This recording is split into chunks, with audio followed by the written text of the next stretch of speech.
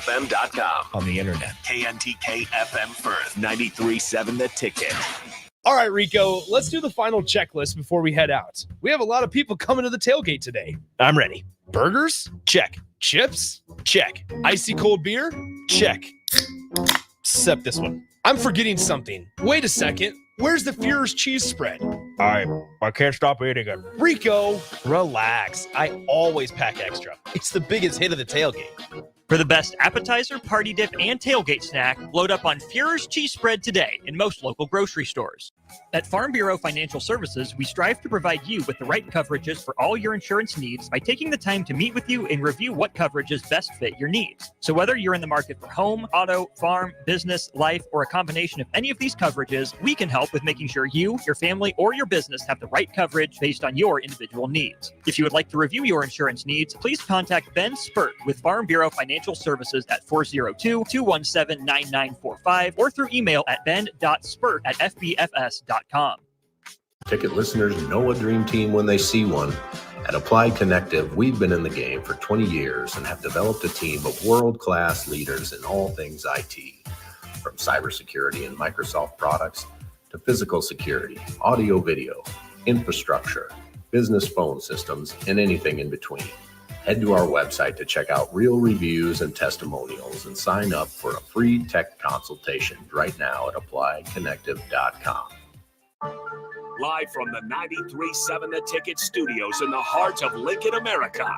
This is Inside the Huddle with Nebraska Football Hall of Famer Jay Foreman. Fires a pass, and it's intercepted by the Huskers at the 25, Jay Foreman. And Foreman takes it down to the 19-yard line of Oklahoma. Another big play by the Blackshirts. On 93.7 The Ticket and theticketfm.com. Sponsored by Advanced Medical Imaging. What up? Happy Sunday. Happy hot Sunday.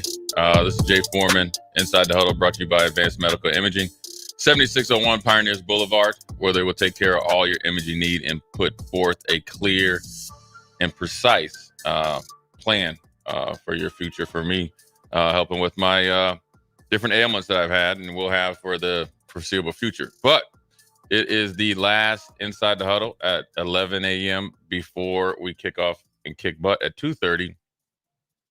Next Saturday against UTEP, the Miners. And then after that, we will be going Sundays at 8 a.m. So a little bit of change, like it always is. But one thing that's a welcome change is that we've had some real football here. So it was week 0. Obviously, it's a great week 0. Week 0 listen, if you're the team that's favored in week 0 over in Ireland, you ain't winning. You don't want to be out in Ireland. Yeah, so I mean Notre Dame is represented. That's essentially when they went over there a few times, have done well. But if you didn't know, Florida State and Georgia Tech, which obviously was the highest profile game, kicked it off yesterday. 11 a.m. over there in Ireland, same place Nebraska played a few years ago, and obviously lost kind of the same way. Florida State got the ball coming in, ranked number 10. Got DJ Ungule from Oregon State by the way of Clemson. So they got a former number 1 overall recruit to come in the transfer portal. And he's a big old dude. They got some really good transfer portal gets, a couple from Georgia, a couple from Alabama. They got a pretty big physical offensive line. Got the ball and essentially just walked the ball down the field. Looked like it was going to be a blowout. Florida State looked good, looked like they were on a mission, but then Georgia Tech said not so fast. And the crazy thing here, so I'm not sure if you got to see it, was Florida State came out with what's called the swinging gate. And the swinging gate, generally, it is a kind of a formation. They can run a fake extra point or field goal out of it, but they just want to see if you line up correctly. So it just becomes a numbers game. So if you have enough guys over there, they won't run it because of the fear of getting stopped. Florida State had 5 guys standing in front of the center. That's just, Georgia Tech. And caught them by surprise. So now they're down 8-0, and looked like it was going to be a blowout. You come with a somewhat trick play, catch them sleeping, and it looked like it was going to be well on their way. That Florida State was cementing themselves as a team that should be taken for real, and they got overlooked last year. Yeah, that first drive they looked like the number 10 team in the country. They did up until up until after that first drive. Yeah, up until Georgia Tech got the kickoff and downed it and commenced to literally Debo their way down the field. They ran the ball left, they ran the ball right, and they ran the short controlled passing game. That's essentially extended run. They just beat the crap out of Florida State. Their O-line. I mean, the running backs played great too, but I mean, it was pretty easy to find those seams. They were washing. The D-line from Florida State was just getting completely washed wherever they wanted. They were throwing them out of the club. That's what surprised me the most. They showed up with a fake ID O-line. in Ireland, trying to get some Guinness, and they said, "No, we're going to throw you out the club." And they literally beat up Florida State. Yeah. Now, then everybody kind of settled in a little bit. Florida State had a so-so drive. Georgia Tech got. I felt like this, Harrison. Correct me if I'm wrong. I felt like when Florida State stopped Georgia Tech in the first half, it was luck, drop pass, procedure penalty. You know what I mean? It wasn't anything like they were actually going out there making plays. And I do think that Georgia Tech, even though, and they have a really good quarterback as well, not as highly ranked as DJ, but he's a pretty dang good quarterback. And they have Singleton, who's kind of he's not a number one receiver just based on his stature, but he performs like he does everything for him. He's kind of a smaller version of Debo Samuel. And I think when Georgia Tech started to pass too much, and then kept Florida State around. But when it came to money time, when it came down to it, the physicality of Georgia Tech overwhelmed Florida State. And I will tell you, Florida State was able to answer it. What happened was, the Georgia Tech went on a 7-minute drive. Florida State had an 8-minute drive. The last 6 minutes, Georgia Tech essentially just bled the clock out. There's no more 4-minute drill anymore. So if you hear any announcers talk about the 4-minute drill, they're lying to you. It's all 6-minute drill. And Georgia Tech essentially had a walk-off field goal, and the physicality one. I know everybody saw the different short videos on Twitter of number 44. Obviously, great number, right? I mean, he represented 44. He was a new version of 2024 of Brian Bosworth with the big old neck roll, face painted. But he showed up with bad intentions, though, Harrison. I mean, he was hitting folk. In this day and age that you can't really be overly physical, I mean, he was striking people. There was a play where he met the Florida State running back in the hole and bent him backwards. That type of play. Now, granted, we got to see him do it, for 11 more weeks. But it's a good start when you do it against the quote-unquote number 10 team. And they were a bigger team than Florida State's offensive line and backs and everything was bigger than Georgia Tech. I think it's a good example of, Georgia Tech didn't come in with a lot of hype. They definitely were the underdog. Now, it was only the thing that I felt like Georgia Tech was going to play well. I had two reasons. Number one, I was at the game in Miami. I went down to Miami 2 weeks in a row. One where they lost to Georgia Tech. Now, granted, Miami gave them that game. But the way Georgia Tech played Miami, who's an extremely physical team, kind of like Florida State, I was like, you know what? It's a coach kind of on the hot seat. If they keep him around, I like what he's doing because he's building it the right way. And then I kind of watched how after that game, it kind of catapulted them to play well. So then you look at the spread, right? Florida State's roster is they say that the roster overall is as good or better than it was last year, and particularly because of the quarterback position and other guys. But the spread was like 10.5. So those guys know something. It was 11.5. Okay, 11.5. That's still not for number 10 ranked, not ranked. That's not a big spread. What was it? Georgia Tech, if I remember last year, it was just the defense that everybody was so down on. Yeah. And I can't remember who the new DC they got up in there. But the defensive coordinator that's what you saw. Even like their corners, what surprised me, there was times when they were doing it, Florida State would do a good job picking up where that blitz is coming from, and they'd throw it to the check down towards that side, and there would still just be a great one-on-one tackle. I can't remember who made the play on a big fourth down, but the quarterback makes the right choice, throws it to where the pressure came from, and still just makes it just downhill, open field tackle, and they get a turnover on downs. Yeah, and the thing about Georgia Tech, I mean, obviously Coach Key is a Nick Saban disciple, former offensive line coach, so that's where they're building their team, right? So here it is.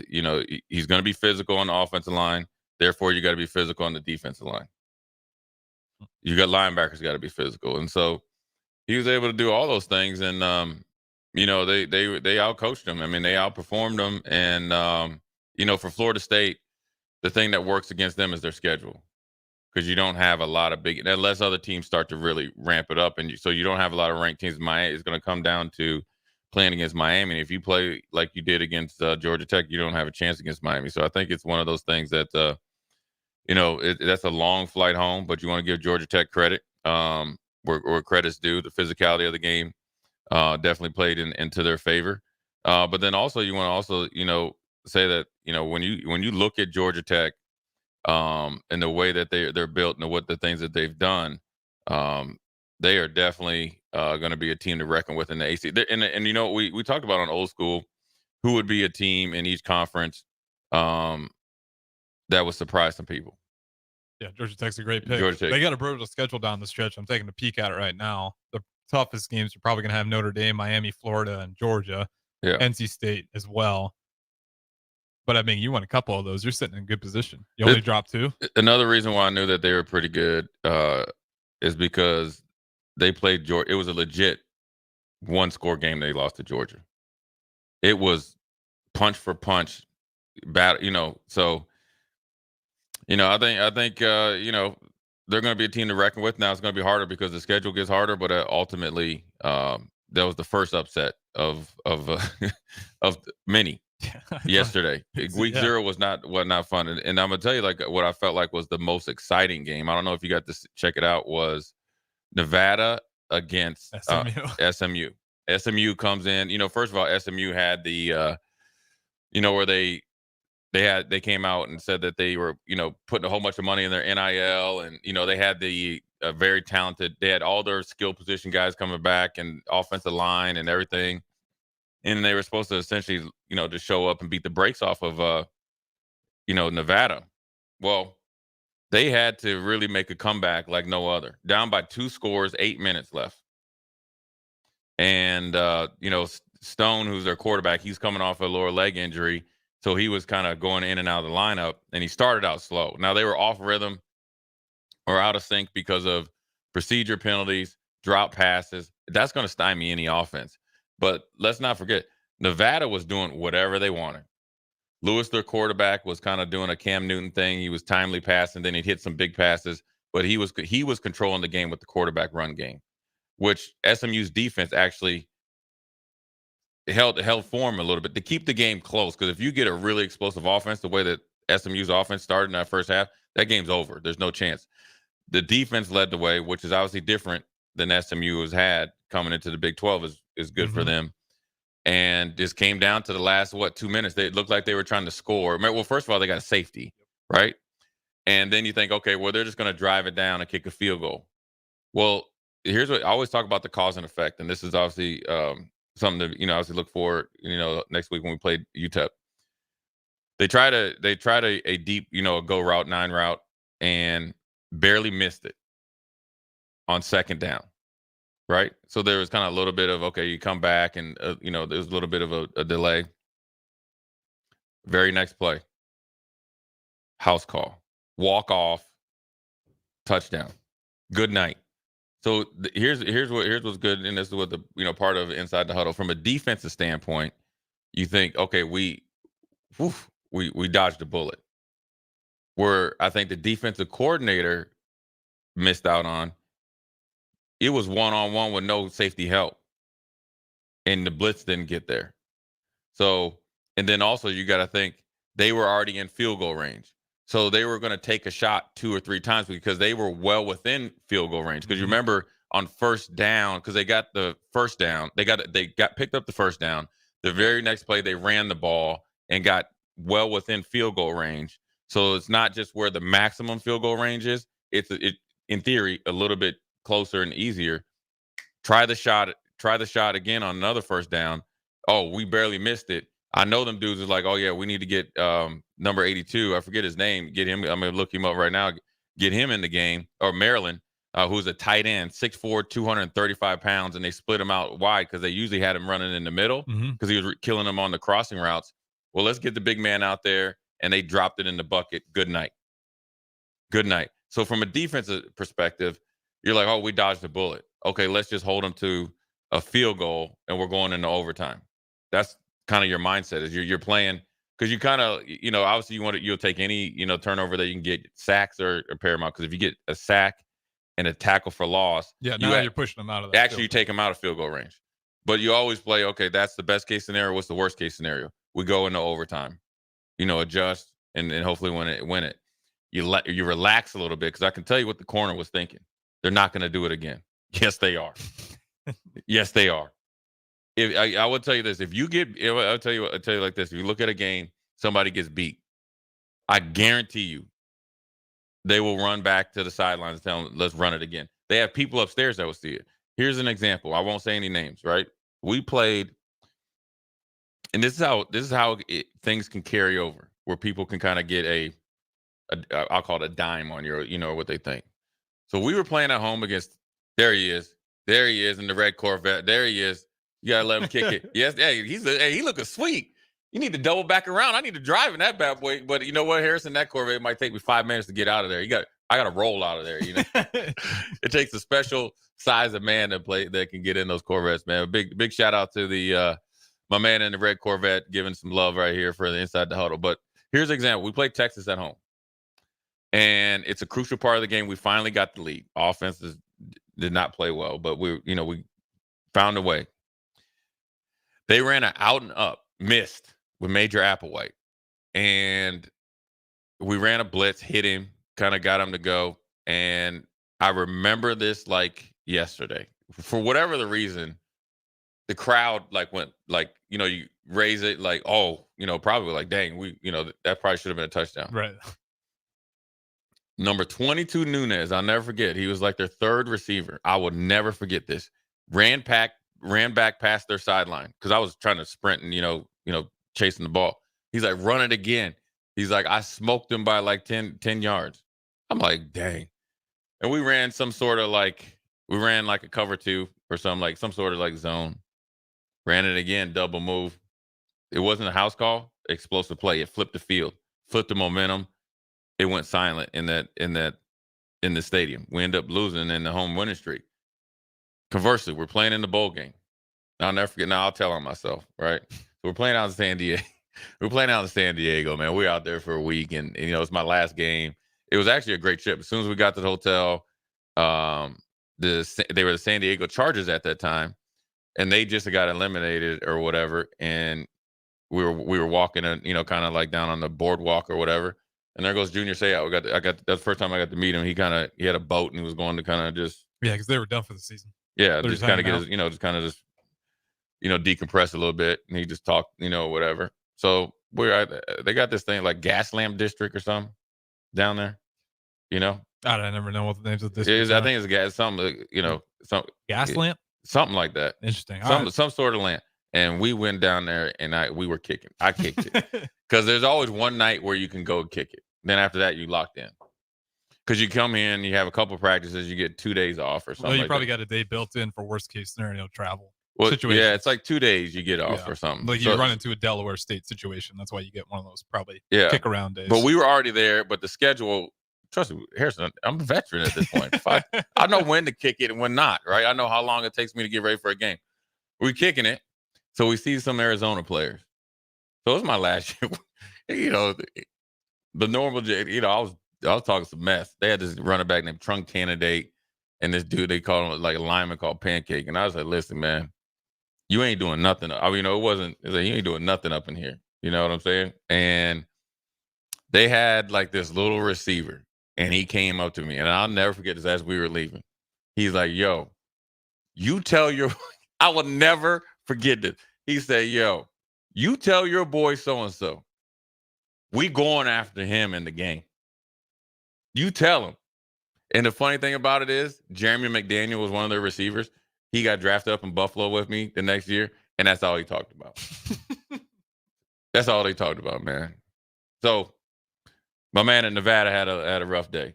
Yeah. But he had a rough day. And his name Chad Brown in those number 24. You know what was a crazy play before we get going?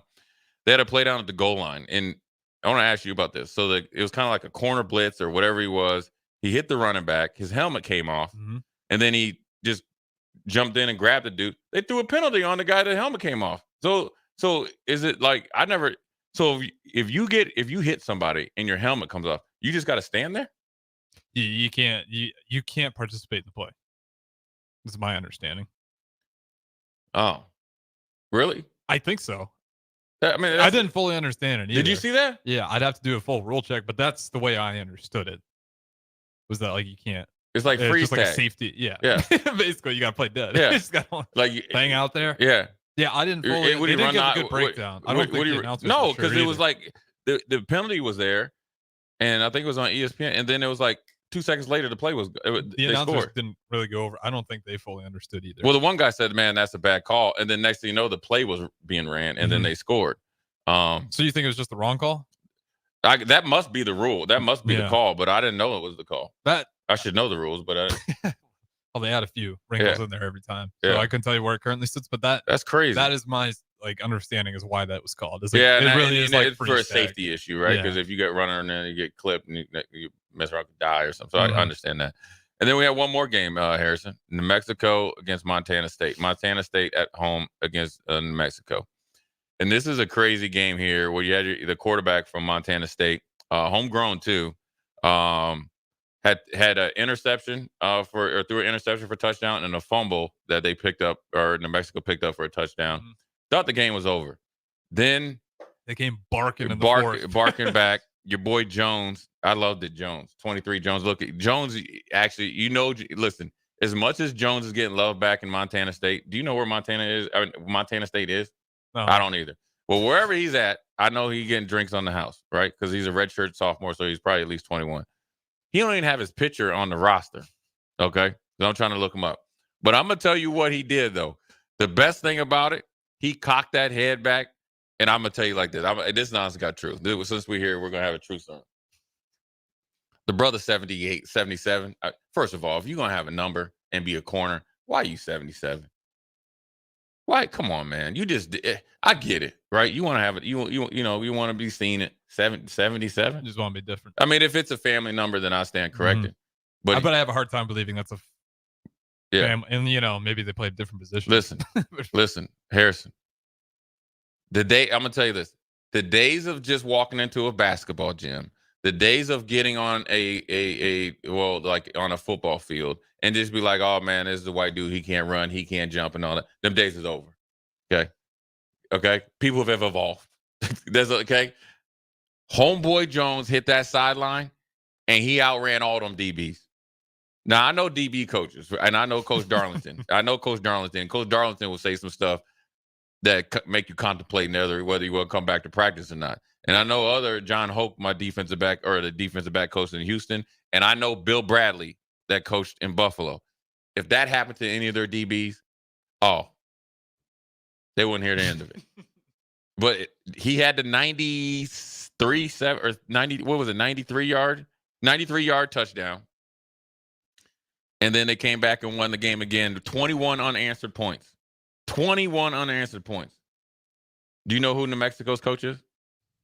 No, let's find out. Bronco Mendenhall. I'm going to tell you anyways. Bronco Mendenhall said he took the job. Remember, he went from BYU That's right. to Virginia. It started to turn Virginia down. Say, I'm done. I don't feel like coaching anymore, right? You want to go hang out with his family. Well, his kids were in high school, so now his kids are gone. They said he's an empty nester. That's the only reason he's coaching. He's like, I got to teach him to win situation. Man, first of all, you're down in New Mexico. It's hot here in Nebraska. It's the desert out in New Mexico. That's tough. You at home. You need this game. And walk off 21 unanswered points, and you're an offensive coach. But you know what? Montana State's defense, when you look at the box score, dominated the game. It's one of those games like, okay, you think like New Mexico scored 31 points. Well, 14 were off offensive turnovers. So you got to think when you look at the whole team stats, right? Well, let's look at the team stats here. Like, look at total yards. Like, look at New Mexico. Time of possession's crazy. Right. I was just saying, look at time of possession.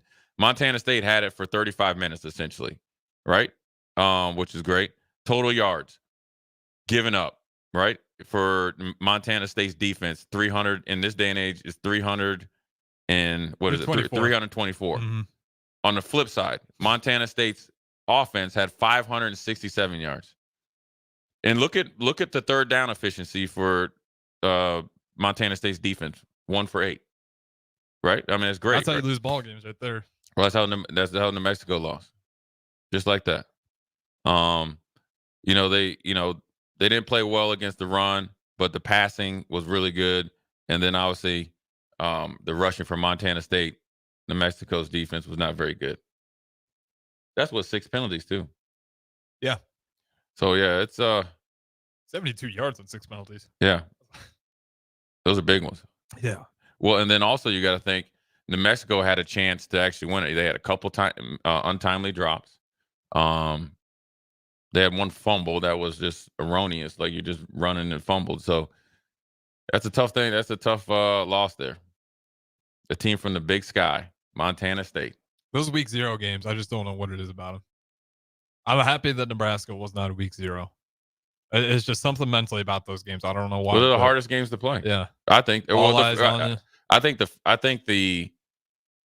the week 1 games are the hardest games to play, or just the first game is always the hardest thing to play. Now, granted, if you're like Ohio State or something, you're kind of, you're just you're ready to go. But I think for when you're a team and you're trying to get off on a good foot, and 2 reasons.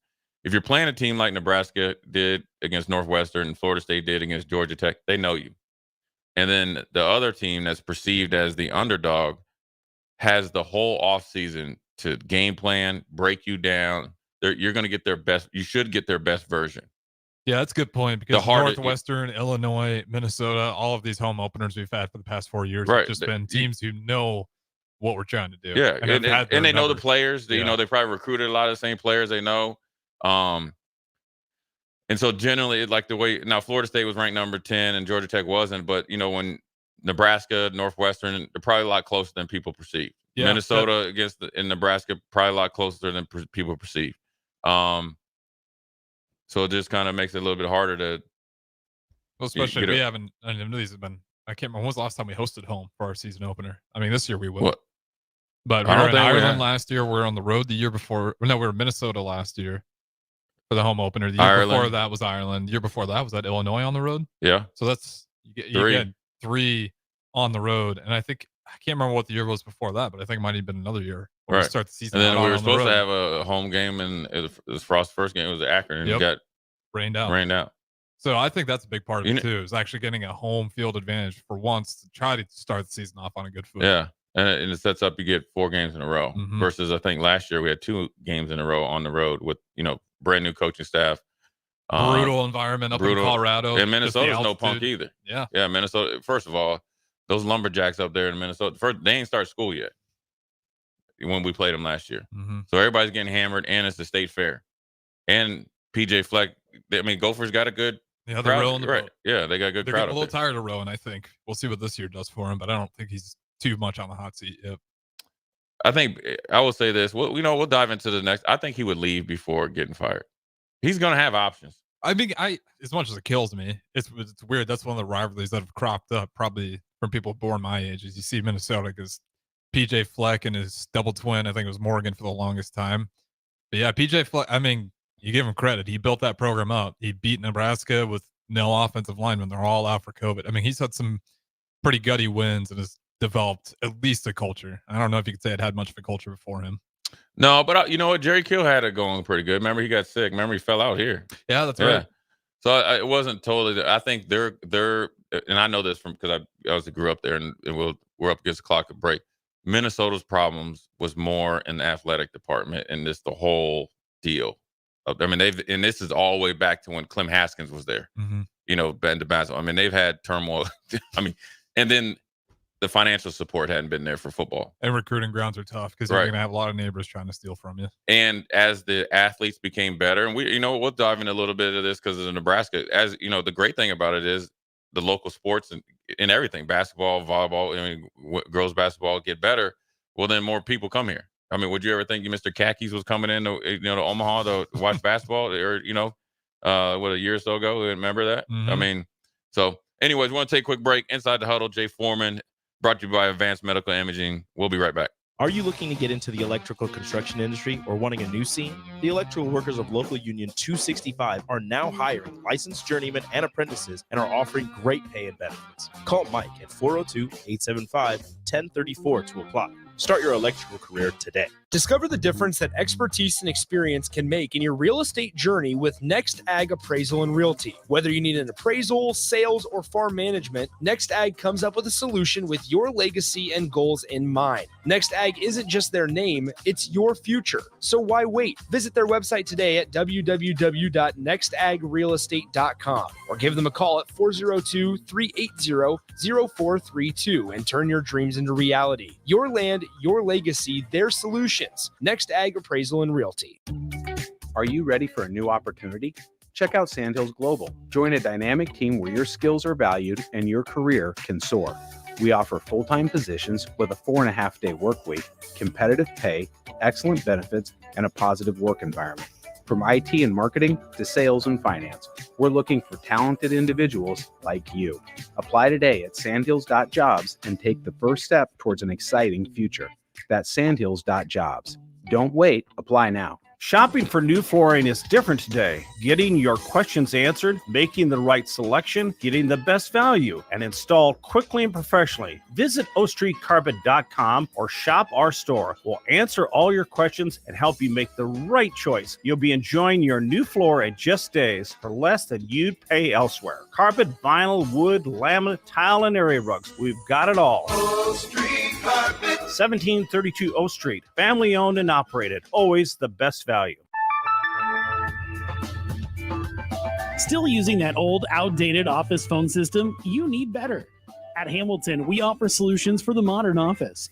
Whether you have an office full of staff or your employees work remotely and are on the go, seamless call handling is important. Elevate your communication and connect seamlessly with clients and staff with Hamilton Business Phone Systems. Choose better and hire Hamilton at hamiltonisbusiness.com. Get rid of pesky critters once and for all with Bats to Rats. Their expert team is here to help you reclaim your home. No more sleepless nights caused by crawling critters or flapping wings. Bats to Rats ensures a safe environment for every family member. Check the website at batstoRats.com for amazing offers. And if you mention this ad, you'll receive $10 off your initial inspection cost. Call Bats to Rats today at 402-781-8691. That's 402-781-8691. Bats to Rats. Ticket listeners know a dream team when they see one. At Applied Connective, we've been in the game for 20 years and have developed a team of world-class leaders in all things IT. From cybersecurity and Microsoft products to physical security, audio-video, infrastructure, business phone systems, and anything in between.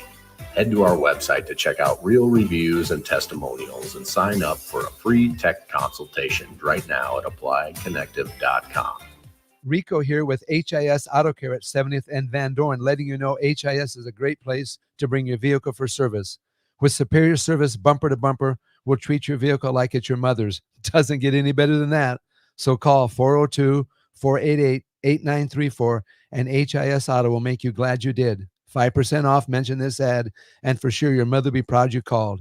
402-488-8934, HIS Auto Care, 70th and Van Dorn. God bless you. Plains Cover Crop is your one-stop seed shop. Call us now for spring and summer forages, CRP mixes, and fall cover crop blends. We do farm-specific consulting for practical and efficient seed blends to fit your geography and goals. With a very diverse inventory, we will tailor a blend just for you. We're also looking for contract growers, and we buy and sell rye. Find us online at plainscovercrop.com. Timeless agronomy practices paired with modern technology. East Highway 20 in Orchard and across Nebraska.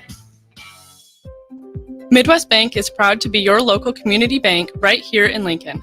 This is Abby with Midwest Bank. Stop by our new location at 70th and Pioneers.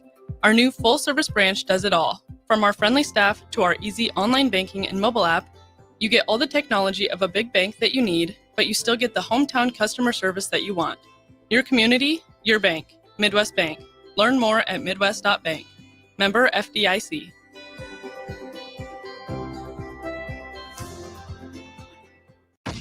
Ready to add a dash of Southern flavor to your week? At Wings and Rings, their brand new Southern fried wings have arrived for a limited time. Indulge in the irresistible goodness of large, traditional bone-in wings coated in a crispy beer batter and fried to perfection. Try them with hot honey or any other sauces. And for those busy summer days coming up, look no further than their Southern Fried Wings Family Bundle. Wings and Rings, 2 Lincoln locations on O Street or Village Lane. Back to Inside the Huddle, sponsored by Advanced Medical Imaging. Here is your host, Jay Foreman.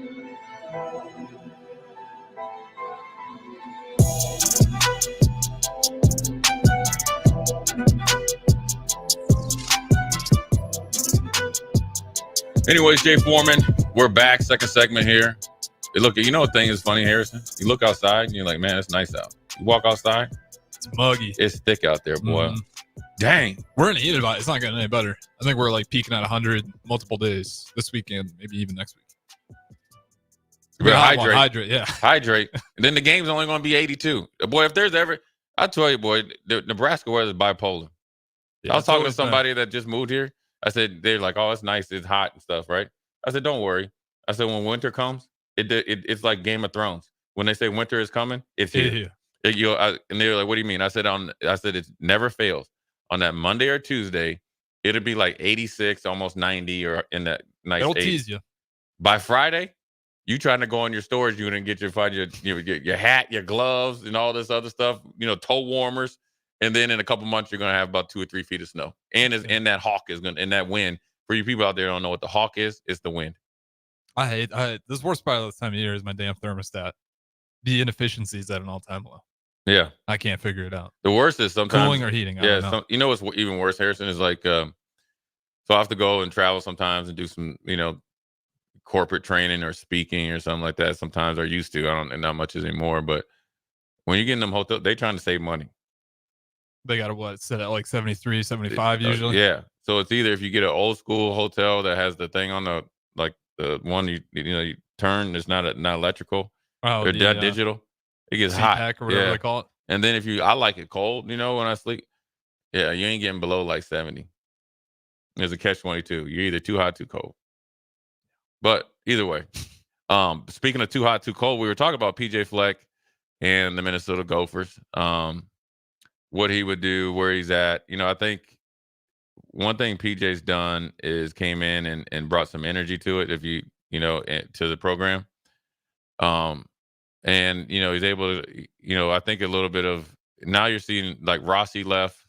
So you're starting to see the ramifications of having a up and coming or a program that's set a new standard, right? So Rossi, who was quietly one of the best defensive coordinators in the nation. I think their defense, maybe even last year, but even 4 or 5 years prior, not only had numerous guys drafted very high, but have always been like top 12 or something nationally. And you don't even know it. You don't even think of it, right?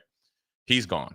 I think he went to Michigan State. I think he's from a little bit closer to, up there East Lansing, but the fact that he left, you got to think now, granted, Smith coming in as a new coach, you might get some longevity, but you don't have your type of players and you've recruited to your type of player over the last few years, right? You kind of had your deal going. So he's gone. So now you got a new defensive coordinator. Then also you got to think for him, he had co-offensive coordinators last year. Now, when I talked to a couple of insiders, they said we knew who was calling the plays, but PJ Fleck by nature is a offensive coach. Mm-hmm. So you got 3 offensive coordinators. How does that work coming into the year 2 of this with your defensive coordinator gone? Has that ever worked? Well, I can't think of a situation where even here in Nebraska, where a dual OC, or even 3 in this case, with Minnesota has ever worked out. Just depends on, because it might be just in title. Like you could the big thing now is like you have a defensive coordinator, and then sometimes you have a run game coordinator and a passing game coordinator. I think if everybody kind of gets on the same page and are familiar with not only the defense inside and out and the coordinator and what he's trying to get accomplished and what the game plan is, I think it can work. And, Coach Darlington wasn't essentially by name the passing game coordinator, but he always matched up the coverages based on whatever he studied with Coach McBride's fronts. And then they worked together for it. And I'm sure that's what Tony White does. And it's no different over there with the offense with Satterfield. I don't know who necessarily would be the run game coordinator, but I'm sure I would say this. Let's just take a dive inside of like literally inside the huddle. All right. So this is how defense works. At least I think it works. I know everybody always thinks the football's changed. It hasn't changed that much. It comes down to making tackles and know what you're doing. I mean, we've seen it, right? Mm-hmm. Florida State tackle a little bit better, play better on third down. They're probably going all the way back to Tallahassee, playing rocket. Now that thing is quiet as could be. Here's how like in a huddle, which I think is just like a defensive meeting. This is why I could see it working, but the communication has to be clear. So the guy I communicated the most with when I played here at Nebraska or when I played anywhere, like in the pros, was essentially like Mike Brown, Mike Minter, Eric, our safeties. Why? Because I felt like myself and the guys I played with, which is like Jason Peter and those guys, we were so in tune. I could handle and can control and orchestrate. Because when you're a middle linebacker, you're what is it, conductor when you're doing the orchestra? What is that called? Yeah, I think it might the be guy right. with this thing. I think you're actually right. Yeah, so that was me. So nice. Instead of calling me like the general, you call me the conductor. That's what you're doing, right? I mean, when you really think about it. Mm-hmm. But you have to have a co-conductor, which is a guy that's actually has your back because I'm looking forward. So that's no different than the coaching staff or like offensive, or co-coordinators and that. You have to be in tune. The communication that me and Mike used to have would be almost separate because I had to make sure that he knew what I was thinking on a particular down, a particular defense, especially if it was something new or like a special part of the game. And I had to know how he was going to play it. And he conducted the defensive backs and the nickels and all that stuff. So you get people that are like I say, in it to win it. It's like a mesh there, that you can't, that it's hard to break, but it's all based on communication. You think that Florida State, with the amount of transfers they got in, that was probably like even a bigger part. I think that team on paper probably is a really good team, but it didn't look like their defense gelled enough at all. Oh, defense and offense. Yeah. You got to think that all four of their defensive linemen are playing in the league. Two of them, one was a first-round pick. One was, I felt like, should have been a first-round pick, high second-round pick. Other one was a little bit later-round pick. Other guy was a priority free agent. One of their defensive backs gone. So that's the heart and soul and their safety. So that's 5 guys that name. That's half your start. And they played a lot of minutes. Mm-hmm. And they're up front. And that's the work that really worked. And just your tone setters. Mm-hmm. Then on the flip side, your quarterback's gone, Travis, who's a great leader. You got DJ coming in. Remember when DJ committed to Florida State? It was late, right? So then he got into their offseason program not right away. So he's new. And then everybody else was like transfers. So I think with Florida State, it was the perfect storm for Georgia Tech to pull the upset.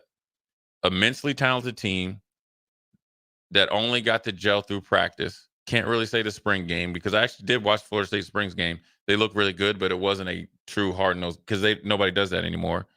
And then the first time that they play a game, they're playing against a team that knows them and isn't scared to play them in a neutral site, way out of the.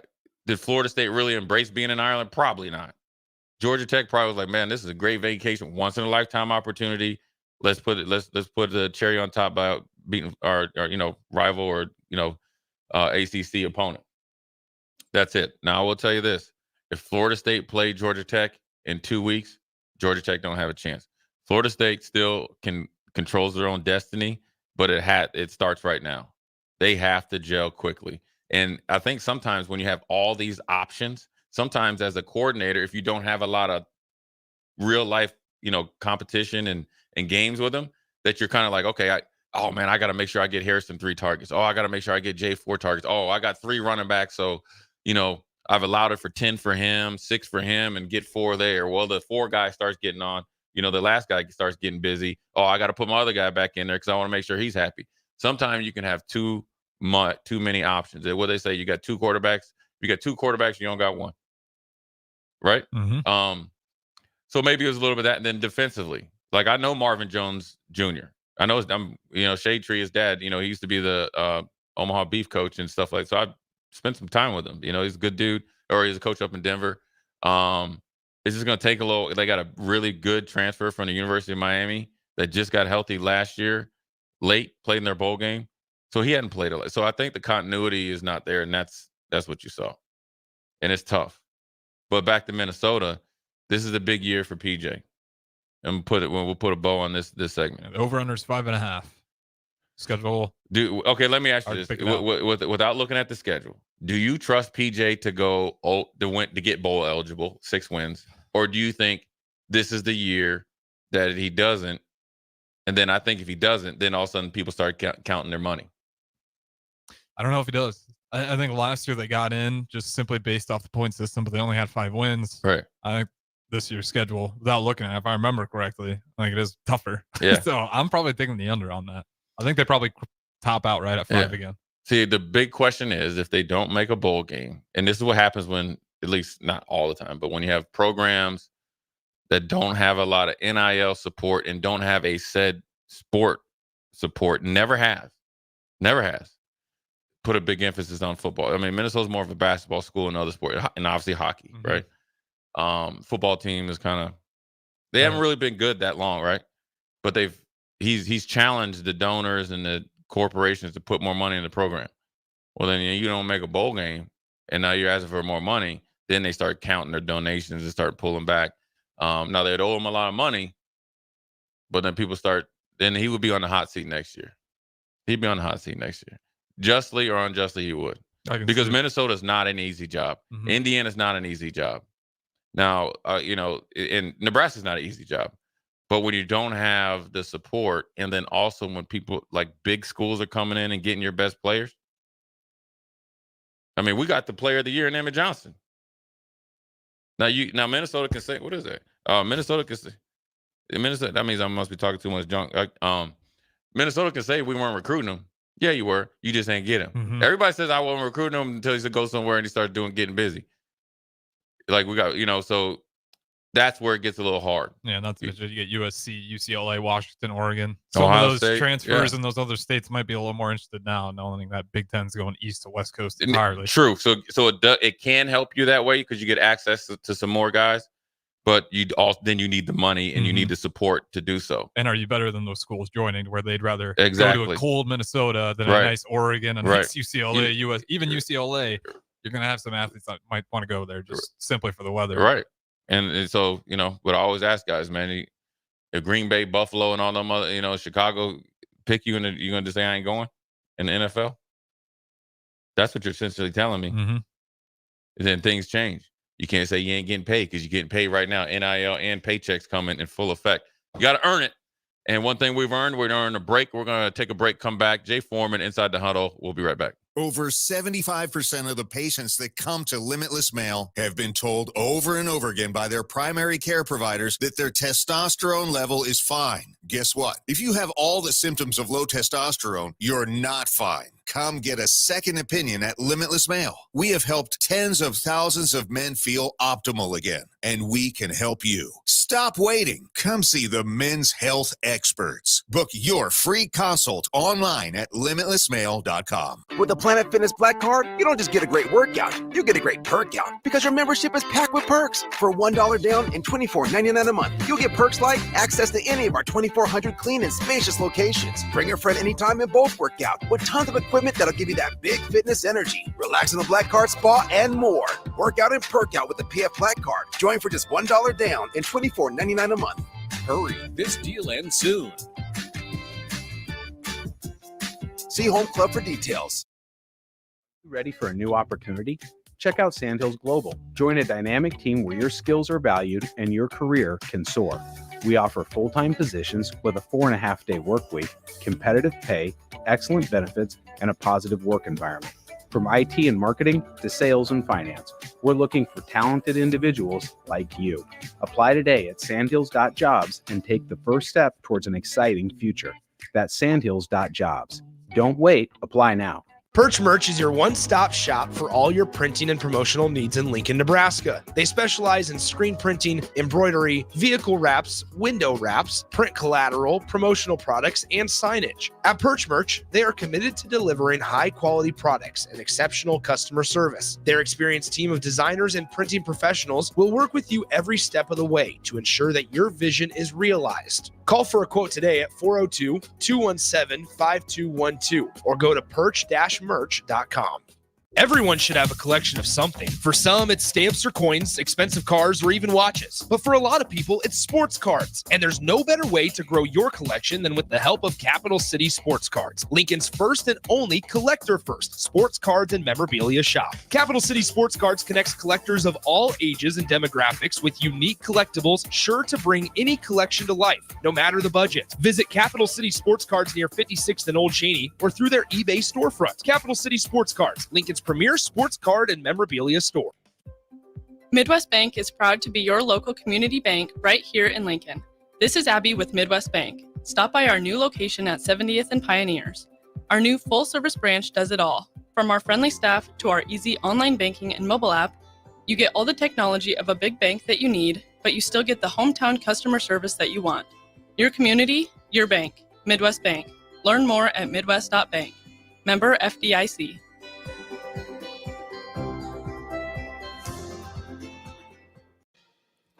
Where will your path take you, traveler? To seek fortune in a new career?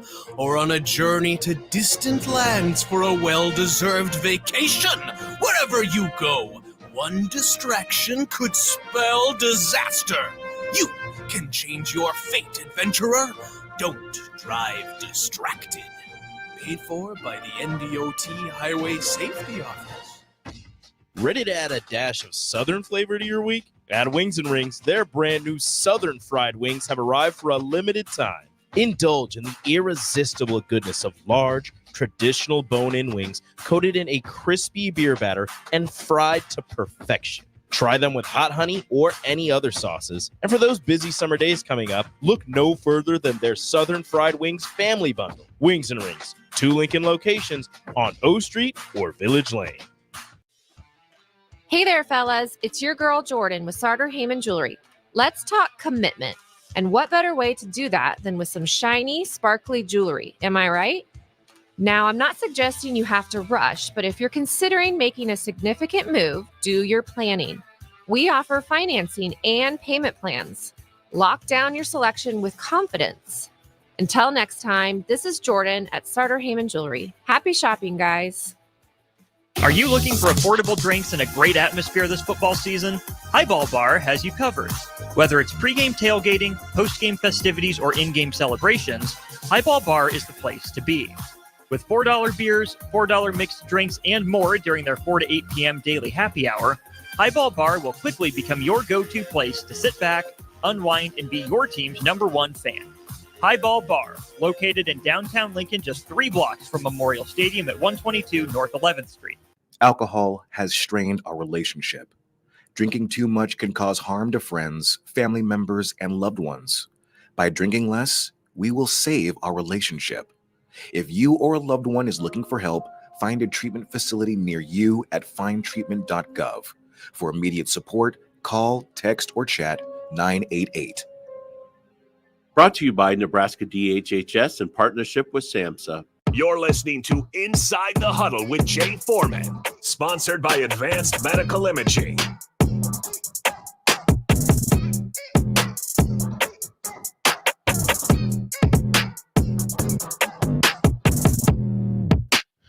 We're back, Jay Foreman. Inside the Huddle, brought to you by Advanced Medical Imaging, 7601 Pioneers Boulevard. Dr. Razdan, Dr. Finn, and their crew over there will get you going. Again, just to reiterate, starting next week, I think we'll be going at 8 o'clock, at least for the rest of the football season. Also, we'll tweet out the link for the autograph session and VIP. So appreciate the support there. Over at the Highball, right? At the Highball. The VIP is at Highball. And be myself, Jason Peter, and Grant Wistrom. And then autograph session to be fee to get in, and then obviously there'll be other stuff that you can get. Well, plenty of mini helmets and pictures, and then obviously jerseys. So Appreciate the support there, but also appreciate you guys tuning in on a Sunday, even though it's hot. Listen, you ain't got no choice of listening to the ticket today. It's hot outside, so might as well check. Don't go out there and think you're going to be mowing the lawn or do anything. If you do, you make sure you hydrate. Yeah, it's too late to mow the lawn. You missed your chance. It was like 6 a.m. was the time. 6 a.m. What's got hot pretty quick today. I know early. As soon as the sun came out, because I was wearing a sweatshirt, and even then it was kind of a mistake early in the morning. And as soon as like it got just the sun started to come up, that humidity hit immediately. What's the earliest you were okay with somebody cutting the lawn? I don't care, man. Whatever you got to do to get it done. I know how it goes. Yeah. Someone's telling you to do it. Yeah. Then you probably really don't want to, and you got to pick a weird time just to get out of the heat. I'm not that type of dude that's going to be mad about you mowing. I like as soon as that sun's up, I'm ready to go. Yeah. I think that's fair game. Yeah. Now, if you're mowing in the dark, like no. midnight, Yeah, no. I want to get it as low temperature as possible. Yeah, bright and early. I don't mind as long as like the sun's about to come up soon. You're just waking everybody up a little bit early. Get everybody started on the grind for the day. Ain't nothing wrong with that. Ain't nothing you can do today though, because there's no wind in sight. No, today's miserable. Yeah. Anyways, hydrate, stay safe. We got this time or next week we'll have a wrap up victory show on Inside the Huddle again at 8 a.m. Appreciate your support, and then also appreciate the Cornhuskers are gonna go out there and kick some butt tomorrow, or not tomorrow, but next week. Tune in Old School during the week and all the other ticket shows, ticket weeknights, all the athlete shows. Got plenty of options there, but appreciate the support. Jay Foreman and Inside the Huddle, brought to you by Advanced Medical Imaging. We'll talk to you next week.